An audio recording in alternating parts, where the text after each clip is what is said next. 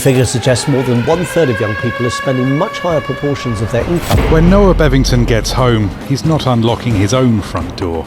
He can't afford to buy, renting is a stretch, so he's back living at his dad's. London used to be the dream.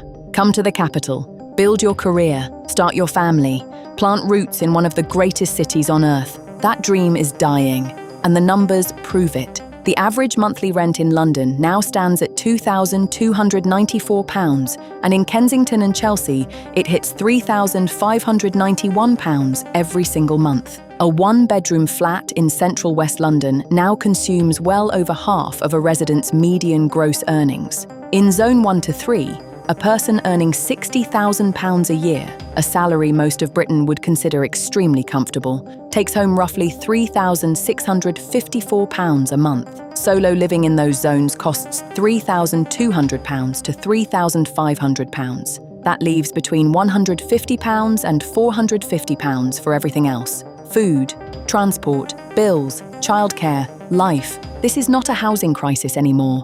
This is a slow-motion expulsion of ordinary people from their own capital city. And families are not waiting around to be priced out quietly. They are leaving in their tens of thousands every year. Before we go deeper into the data, the mainstream press will run a rent story once a quarter, quote an estate agent, and move on. They won't connect the dots. They won't show you where this ends. That's why British Front Media exists. Subscribe now and never miss the story behind the headline. Let's start with the headline figure that nobody in Westminster wants to stand next to. UK rents are now at the highest point on record. Average private rents across the UK increased to £1,383 a month in the 12 months to May 2026, according to the Office for National Statistics. In England specifically, that figure reaches £1,444 a month, and in London, the city that sets the ceiling for everything, the average sits at £2,294 and rising. Now here is what makes that number truly crushing. UK inflation currently sits at 2.8% and wage growth at 3.4%. Rents have largely been outstripping both, which means in real terms, in the terms that actually matter to a family sitting around a kitchen table trying to make the numbers work, renters are falling further behind with every month that passes. Your wages go up slightly. Your rent goes up more. The gap compounds, quietly, relentlessly. And the government response, the Renters' Rights Act, started in May 2026, a piece of legislation that caps rent increases to market levels once a year. That is not a solution to unaffordable rents. That is a rule that allows rents to keep rising just once a year officially to whatever the market already demands. Savills projects rents will rise a further 12% over the next 5 years. The Office for Budget Responsibility's position on the matter, a forecast of, and this is their actual language, a steady long-term rise in rents. No target, no ceiling, no plan, just an acknowledgement that it will keep going up.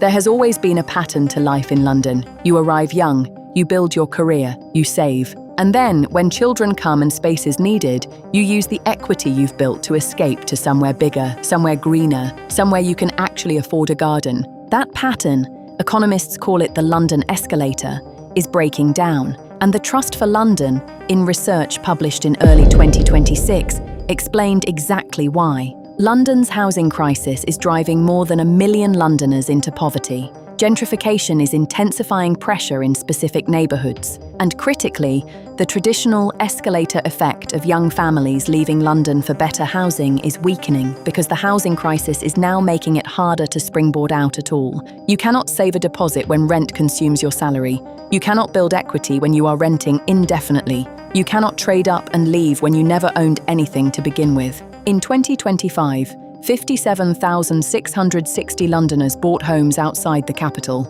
a slight rise year on year, but well below the pre-pandemic average. And crucially, a record 31% of those who bought outside London were first-time buyers. People who have never owned a home in the capital at all. They are not upgrading. They are leaving because they have completely given up on ever getting a foot on the property ladder inside the city where they live and work. 37% of London residents are now choosing to live outside London, up from 29% less than 2 years ago. Over 1/3 of the people who live in this city would rather be somewhere else. And the cost of living is the reason they most commonly give. Let's move from the macro to the personal, because behind the rent averages and migration statistics are people, families, and they are not coping. 91% of Londoners report feeling stressed at least once a month. Not sometimes, not occasionally, every single month. 41.3% of London adults report high levels of anxiety, higher than any other region in the UK. And trust in the UK government has fallen to just 21.9%, the lowest level since before the July 2024 general election. These numbers do not exist in isolation. They are the emotional output of a city where housing costs, food costs, and transport costs have been grinding people down for years without relief. Food inflation, while below its March 2023 peak of 19.1%, was still running at 4.2% by November 2025. 61% of adults across Britain reported that their cost of living had increased compared to the previous month in November 2025, and 95% of them pointed to food shopping specifically. The proportion of London households classified as food insecure rose from 7% in 2021 to 2022 to 11% in 2023 to 2024. And there will be no government cost of living payment in 2026. Those support programs are gone. Families who were already just above the benefit eligibility threshold, the working poor, the people mainstream politics never talks about, are now fully exposed. In May 2025, the proportion of Londoners on out-of-work benefits passed 15%, higher even than during the COVID-19 pandemic. And 17% of young Londoners aged 16 to 25 are now unemployed, compared to 4% of older Londoners, as a shrinking job market and AI-driven disruption hollow out the entry-level roles that a generation depended on. We need to talk about what this housing crisis is doing to children, because the politicians certainly aren't. One child in every 21 in London is currently homeless and in temporary accommodation. Nationally, 172,420 children are living in temporary accommodation across England, a record high. 134,760 households were living in temporary accommodation as of September 2025, also a record high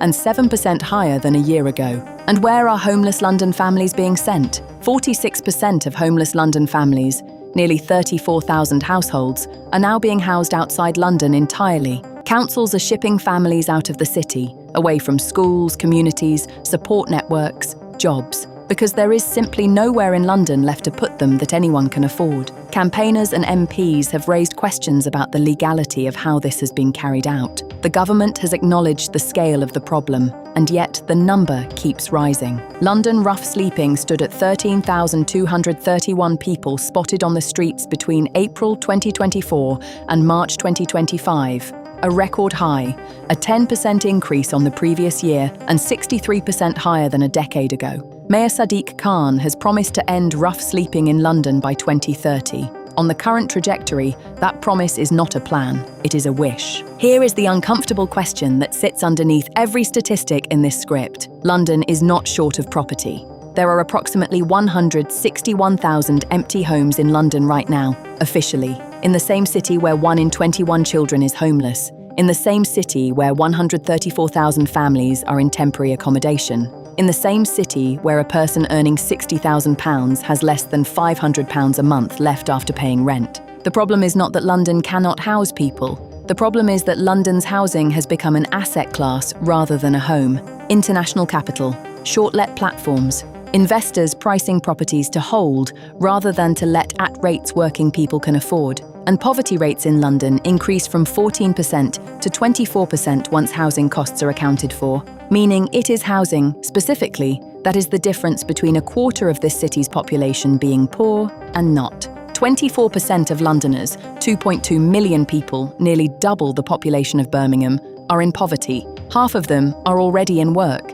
They are not poor because they are unemployed. They are poor because the rent is too high and the wages, even with growth, cannot keep pace with a housing market that serves shareholders before it serves citizens. The families leaving London are not choosing to leave. They are being expelled by rent, by food bills, by the grinding mathematics of a cost of living that the government monitors carefully, talks about sympathetically, and has consistently failed to structurally address. And as they go, to Essex, to Kent, to Manchester, to places 70 miles away from the jobs and communities they built their lives around, London quietly becomes something else. A city of wealth managers and short-term rentals and investors. A city where Kensington and Chelsea charges £3,591 a month for a home, while 1 in 21 children in that same city has no home at all. That is not a housing market. That is a moral failure, and it is happening right now, every single month, to real families, while politicians announce strategies, publish frameworks, and wait for someone else to fix it.